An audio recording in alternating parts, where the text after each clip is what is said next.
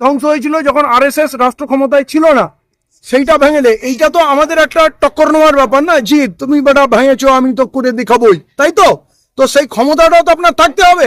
আপনার কি মনে হয় এই যে বাবরি মসজিদ করার সময় সেন্ট্রাল ফোর্স নেমে গেল আপনার সিকিউরিটি দেওয়ার জন্য, হাইকোর্ট আপনাকে পারমিশন দিয়ে দিল, রাজ্য সরকার পুলিশ নামিয়ে সহযোগ করলো, এরা কি বাবরি মসজিদের বন্ধু? এরাই বাবরি মসজিদ ভেঙেছে। এই বাবরি মসজিদ ভাঙার পরেও ক্যাবিনেট মন্ত্রী ছিল, তাহলে এরা আজকে মনে হয় শাসন মানে হিন্দু রাষ্ট্র করতে যাচ্ছে। আপনার কি মনে হয় বাবরি মসজিদ কমপ্লিট করতে দেবে? বাবরি মসজিদের উস্কানিতে পুরো দেশে আগুন জ্বলবে, আর জ্বলছে সেটা। আর সব থেকে বড় কথা, রাজনীতি যে হিন্দুত্ববাদ টিকিয়ে রাখতে হবে, ধর্মীয় রাজনীতি যতক্ষণ না হবে তো তৃণমূল মরে যাবে, বিজেপি মরে যাবে। যদি ধর্মের রাজনীতি ছেড়ে দিয়ে মানে যদি রোজগারের, শিক্ষা, স্বাস্থ্য, দারিদ্রতা, জমি অধিকার, এইসব সুরক্ষা, নারী সুরক্ষা, এইসব নিয়ে যদি প্রশ্ন আসে, তাহলে সেখানে তৃণমূল টিকবে না, সেখানে বিজেপিও টিকবে না। অতএব ওরা সহযোগিতায় বাবরি মসজিদে করছে, কারণ ও চায় ধর্মের রাজনীতি, মন্দির মসজিদের রাজনীতি হোক। এবারে আপনারা মানুষ বিচার করবে না, কিন্তু দেখেন, ধর্ম নিয়ে রাজনীতিটাই অনুচিত এবং ইসলাম বিরোধী। আমরা মমতা বন্দ্যোপাধ্যায়কে আদর্শ মানি না, যে মমতা বন্দ্যোপাধ্যায় যেটাই করবে সেটা আমাকে করতে হবে, পাল্টা দিতে হবে। আর মমতা বন্দ্যোপাধ্যায় রাজকোষের টাকা খরচা করে এটা করেছে, তো হুমায়ুন কবির কি রাজা হয়েছে, শাসক হয়েছে? হয়নি। অতএব আপনারা জানেন আমরা এর আগে বহু বিপদ পড়েছি, এখনো পুরো ভারতবর্ষে আমাদের পিটাই হচ্ছে। রাজবাড়ির ফল ভালো হয় না, ঠিক আছে? আজকে হুমায়ুন কবির ছেলে গ্রেপ্তার হয়ে গেছে। অতএব আপনি যেইখানে থাকবেন, ওই বলে না জলে থেকে কুমিরের সঙ্গে এ করতে নেই, পুরা চায় বিজেপি আরএসএস চায় যে আপনি মসজিদ বানান, বাবরি মসজিদই বানান, এবং সেইটা নিয়ে পুরো দেশে উত্তেজনা ছড়াক। আখেরে ইমোশনাল হতে তো সবারই খুব ভালো লাগে, আমি ইমোশনাল হতে পারিনি, এই জন্য অনেকে কটূক্তি আমার করেছে। কিন্তু প্রকৃতপক্ষে বলুন তো, আমাদের পাড়ায় পাড়ায় মসজিদগুলো বিরান আছে। সত্যি কি আমাদের মসজিদ দরকার, নাকি স্কুল কলেজ ইউনিভার্সিটি দরকার? আপনি 1000 মসজিদ করেন না, আপনার বাবরি মসজিদই করতে হবে, এই জিদটা কেন? এতে আপনার সুবিধা কি আপনি বলুন তো?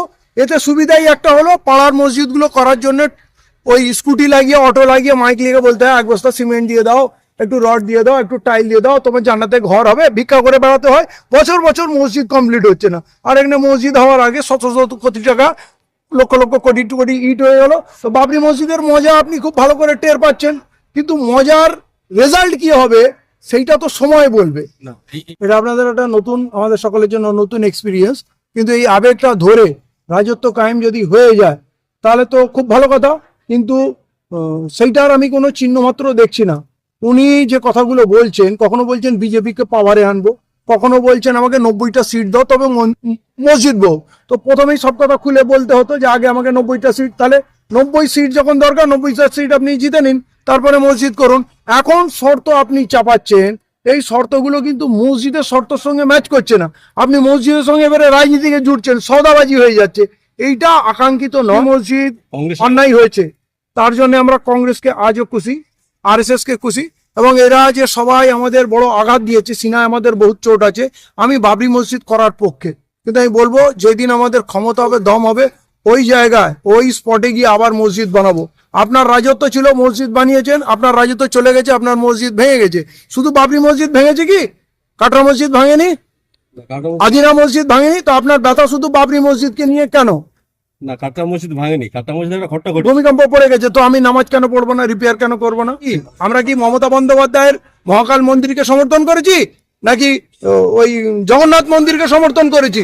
আমরা যদি দুই রকম কথা বলতাম, যদি এমন করতাম যে না মমতা বন্দ্যোপাধ্যায় সমর্থন করেছি আর হুমায়ুন কবির বিরোধিতা করছি, তাহলে আপনি দ্বিচারিতা বলতেন। আমরা বলেছি রাজনীতি ধর্ম নিয়ে করাটা অন্যায়। এবারে মানুষের মত আলাদা থাকতে পারে, মানুষের ভিন্ন মত থাকতে পারে, কিন্তু আমরা একটাই কথা মনে করি, ধর্ম নিয়ে রাজনীতি করা উচিত না। যেমন বিজেপি বলেছিল আমাকে জেতাও, আমি তোমার মন্দির বানিয়ে দেবো, বানিয়ে দিয়েছে। এখন হুমায়ুন কবির সাহেব বলছেন যে আমাকে 90 থেকে 100টা সিট দাও, আমি মসজিদ বানিয়ে দেবো। তাহলে ফারাকটা কোথায় থাকলো? মানুষ তো ওটাকে সেন্টিমেন্টালি নিচ্ছে, মুসলিম লীগ বল ভিত্তিক দল নয়, তো লোক হ্যাঁ ভাবে তো। দেখুন, এতে আখেরা লাভ যদি হয় তো খুব ভালো, আর যদি ক্ষতি হয় তাহলে আপনার কি লাভ? মানুষ ভাবলেই তো সেইটা ভালো কথা নয়, মানুষ তো ভুলও ভাবতে পারে, খারাপও ভাবতে পারে। অসীম সরকার বিছানা